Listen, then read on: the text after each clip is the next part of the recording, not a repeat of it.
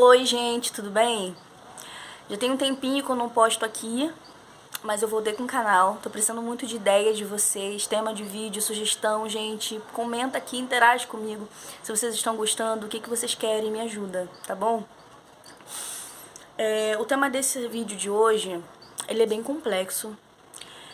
Deus me deu esse vídeo, até o tema dele, vocês acreditam? E eu falei, não posso deixar de ouvir a voz de Deus, não posso deixar de atender a direção de Deus. O tema desse vídeo é uma coisa que eu tava buscando aqui no YouTube já tem uns anos. E eu não achei. Então eu acredito que talvez seja por isso que Deus me fez queimar, sabe? Isso de gravar isso agora. Hoje é sábado, as crianças estão em casa, então pode ser que vocês escutem barulho no fundo. Samuel tá aqui embaixo no meu pé, já doido pra fazer alguma graça. Tá ventando lá fora, a rua hoje tá meio movimentada, então acredito que esse vídeo vai ficar bem natural. Por favor, ignorem barulhos que não sejam o que eu vou falar. Eu queria ler o versículo de Mateus 14, a partir do 10, que diz assim: E mandou degolar João no cárcere, e a sua cabeça foi trazida num prato, e dada à jovem, e ela levou a sua mãe. E chegaram os seus discípulos, e levaram o corpo, e o sepultaram, e foram anunciar a Jesus. E Jesus, ouvindo isso, retirou-se dali num barco, para um lugar deserto, apartado. E sabendo o povo, o seguiu a pé desde as cidades. E Jesus, saindo, viu uma grande multidão, e possuído de íntima compaixão com ela, curou os seus enfermos. Foi essa passagem que o Espírito Santo trouxe para mim quando me tocou a gravar sobre o luto, né? Alguns anos atrás eu perdi o meu irmão, né? Sendo mais específica, há 4 anos atrás eu perdi o meu irmão e ele era o meu irmão do meio. E eu vivi muito intensamente todas as fases do luto. A primeira fase é a negação. É a fase que a gente ainda não tá reagindo como deveria, porque a gente ainda não aceitou aquilo, a gente ainda não digeriu aquilo. Eu lembro que quando eu soube, né, da notícia da perda do meu irmão, era de manhã, assim, bem cedo mesmo, coisa de 6 e pouca da manhã. Eu descobri aquele horário porque era pro Eduardo estar trabalhando. Aí eu acordei, sentei na cama e ele estava em casa. Naquela época, ele ainda não trabalhava para ele mesmo, ele ainda não tinha empresa dele. Então, não era comum ele estar em casa no horário de trabalhar. Quando eu acordei, que eu vi ele, eu falei, alguma coisa aconteceu, alguma coisa muito grave. E aí ele já olhou pra mim e me trouxe a notícia. Só que eu não reagi de imediato, sabe, com dor, eu não chorei de imediato. Eu coloquei na minha cabeça que aquilo ali não existia, que aquilo não estava acontecendo. Só que a minha mãe, ela mora, assim, bem distante, assim, de mim, 1h30, 2 horas e meia, dependendo de como esteja o fluxo do trânsito. A gente se arrumou e foi pra casa da minha mãe, e o caminho pra lá foi, assim, muito silencioso dentro do carro. Aquele sentimento de eu não acredito que não pode ser, sabe? O tempo todo eu tava com aquela sensação de que eu ia chegar na casa da minha mãe e iam dizer que foi, sabe, uma notícia que equivocada, que não tinha sido aquilo, que tinha sido engano, que tinha sido outra pessoa. Só que aí chegou na minha mãe e era verdade, aquela era uma realidade, né? O processo de negação, eu acredito que ficou um dia pra mim. No dia seguinte já veio o processo da raiva. O porquê ele? Porque agora, 17 anos de vida, como assim? As fases do luto, né, que eu comecei dizendo que são 5 fases, acontece diferente para cada um, sabe? Tem gente que primeiro vive a raiva, depois a aceitação, outros já começam na depressão. Para cada pessoa é aleatório, mas eu tô contando a minha experiência agora. O momento da raiva, ele veio no enterro, né? Aquela coisa de por que Deus deixou isso acontecer? Por que Deus não guardou? Por que foi assim, né? E a terceira fase do luto é a barganha. Quando você coloca quando você tenta acreditar em alguma coisa para aliviar o que você está sentindo. Eu pensava assim, para todo mundo tem um tempo. Tem crianças que morrem. Tem pessoas que saem de casa para trabalhar, sofrem um acidente e morrem. Então, para cada um tem um tempo. A barganha é isso, você pensar em algo para aquele algo aliviar o que você está sentindo. É meio que, vou botar isso na minha cabeça para ver se diminui um pouco o impacto da dor. Só que não, né? Aquilo ali é só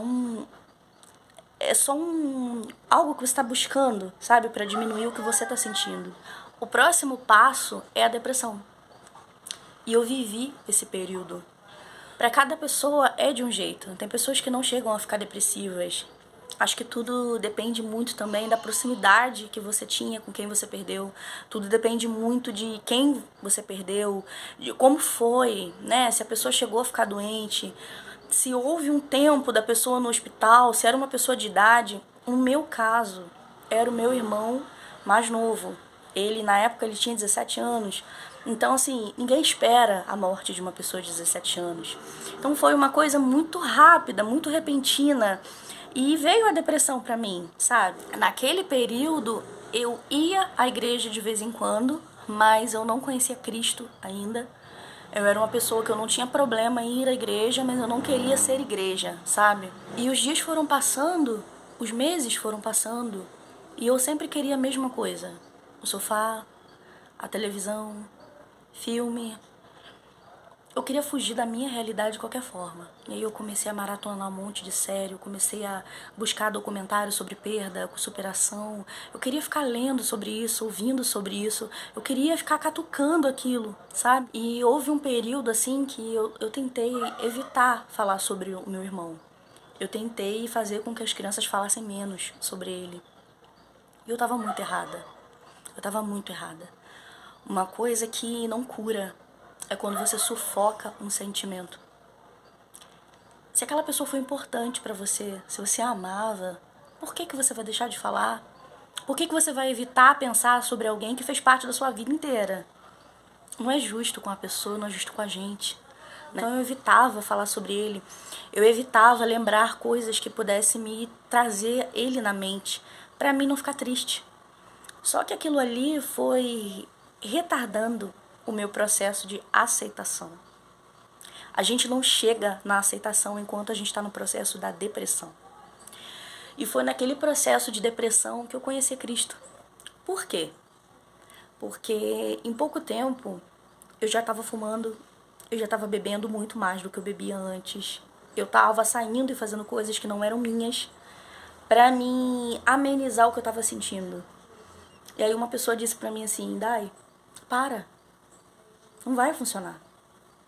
Você tá procurando o que preencher esse vazio, o que você tá sentindo. Só que o que você precisa você só vai encontrar em Jesus. E aí eu vou para aquela palavra que diz assim, Jesus falando pros discípulos, a paz que eu tenho para vocês é diferente da que o mundo dá. O que essa palavra quer dizer? Existe uma paz no mundo.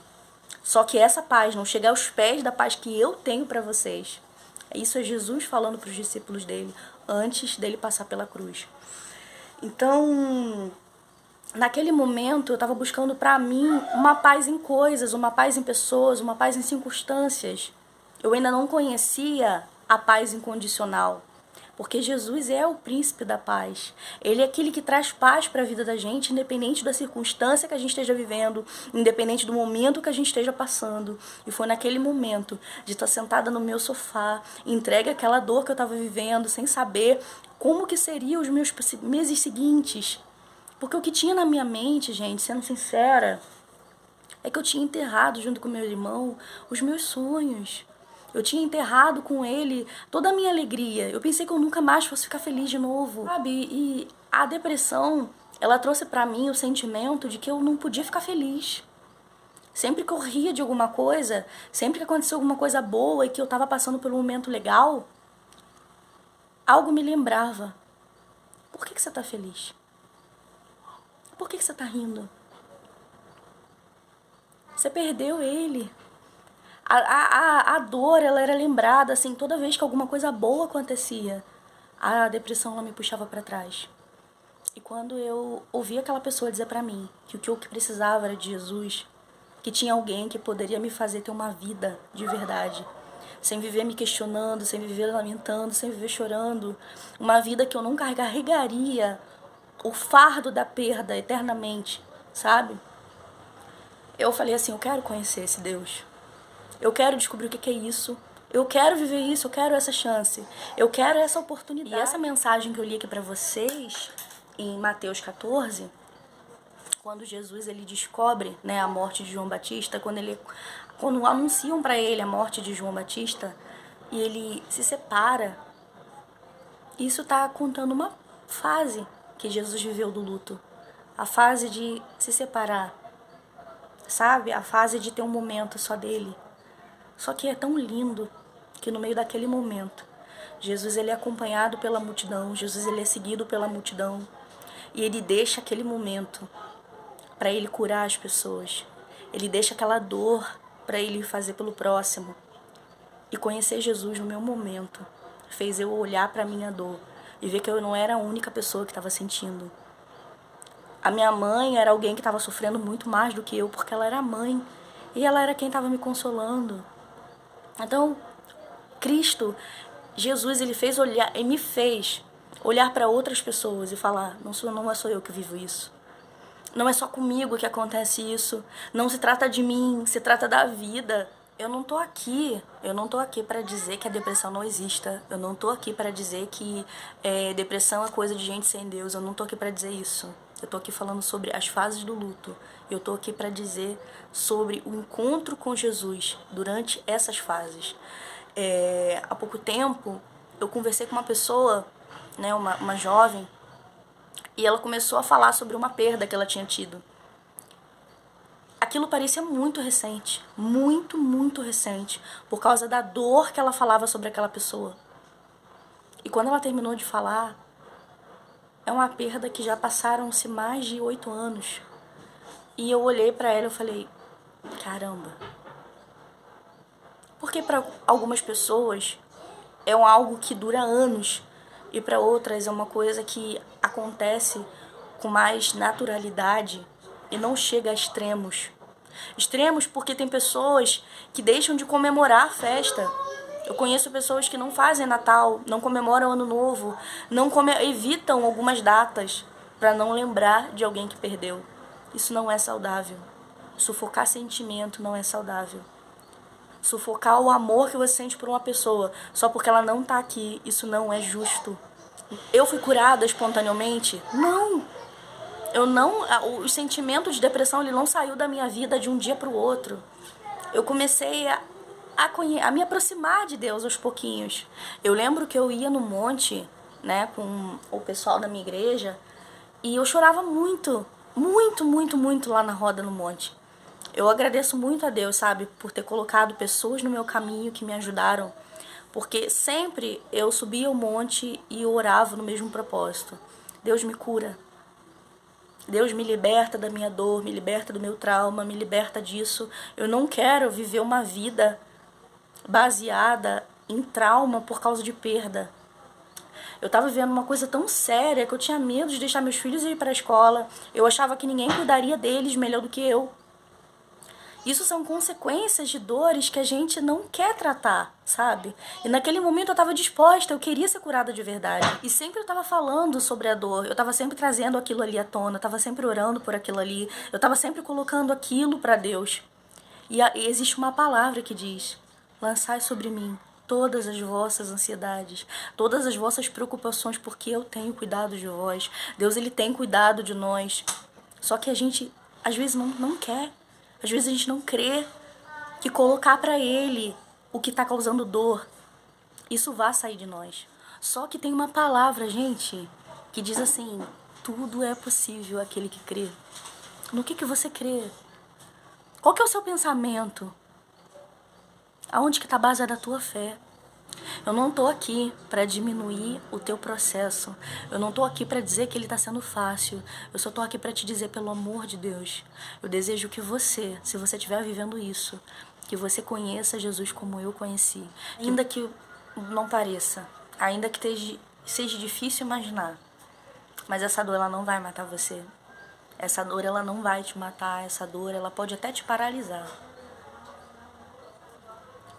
Mas imagina quem você vai ser depois que você superar esse processo. Imagina você depois dessa aceitação. Imagina a pessoa forte que vai ser moldada em você depois que você superar o que durante muito tempo te arrebentou por dentro. Imagina os propósitos, porque tudo tem um propósito. Pra mim tá gravando esse vídeo agora, que vai ajudar pessoas, eu tive que perder. Fala, oi, amor. Oi, mãe. Fala, oi. Oi. Eu tive que perder, gente, pra poder eu conseguir aconselhar uma pessoa, pra mim conseguir trazer um pouquinho de paz pra vida de alguém que perdeu. Eu precisei passar por esse processo de perda, que a gente possa de verdade entender que Deus tem um caminho em meio à tormenta. Em vez de a gente querer saber o porquê, que a gente venha perguntar a Deus o pra quê dessa fase, o pra quê de passar por isso, porque Ele vai mostrar. E quando a gente se depara com o propósito, a gente entende o porquê que precisou doer. O porquê teve que ser amassado, na verdade era só para ser moldado. Era só para ser lapidado, era só para ser aperfeiçoado. Amém? Só que isso é algo que a gente não vai entender enquanto a gente está passando. Isso é algo que a gente só aprende quando a gente consegue um nível de maturidade em Deus. Então eu quero declarar que a maturidade de Deus ela vai chegar para pessoas. Eu quero declarar que a maturidade espiritual ela vai chegar para famílias. Eu quero declarar que a maturidade espiritual, a maturidade em Deus, ela vai chegar em corações. Amém? Eu sou muito grata a Deus por Ele não ter me deixado morrer naquele estado. Eu não digo morrer de morte, eu digo de ter, sabe, ficado lá. Deus olhou para mim sentada no meu sofá, Ele me olhou com amor e Ele falou para mim, eu tenho uma coisa nova para você. Eu tenho sentimentos bons pra você. Isso que você tá sentindo, isso é passageiro, isso vai passar. Se você me der uma oportunidade, se você me der uma chance, eu tiro toda essa dor, eu tiro todo esse trauma, eu tiro toda essa rejeição, eu tiro todo esse sentimento de revolta e eu substituo por algo que você nunca viveu. Eu só preciso de uma chance. Eu só preciso de uma chance. Eu não digo que eu fico bem em 100% do tempo. Porque tem datas que são gatilhos, né? Por exemplo, aniversário. Eu lembro que o primeiro aniversário do meu irmão, eu tava na igreja. Era um dia que tava tendo festa. Uma festividade, eu acho que era 1 ano da igreja. E aquela semana inteira eu pensei, eu vou ir pros cultos da semana. Mas quando chegar o dia dele, do aniversário dele, eu não vou pro culto, eu vou ficar em casa. Só que naquele dia Deus não me deixou ficar em casa. Aquele dia eu fui pro culto. Eu fui adorar a Deus, eu fui participar da festividade com os irmãos. E foi um culto que Deus falou tanto comigo, gente. Tanto comigo. Eu chorava muito e as pessoas não sabiam por quê. Mas era porque tava vindo dentro de mim uma alegria tão grande. E eu não tava entendendo o porquê daquela alegria naquela data. Era Deus mostrando pra mim o porquê que eu precisava da presença dele. Era Deus mostrando pra mim o porquê que eu precisava não ter ficado em casa, remoendo as lembranças, remoendo o passado, me alimentando da dor, me alimentando de coisas que no dia seguinte não ia me fazer levantar. Aquela festividade, aquele culto, trouxe pra mim a maior certeza da minha vida.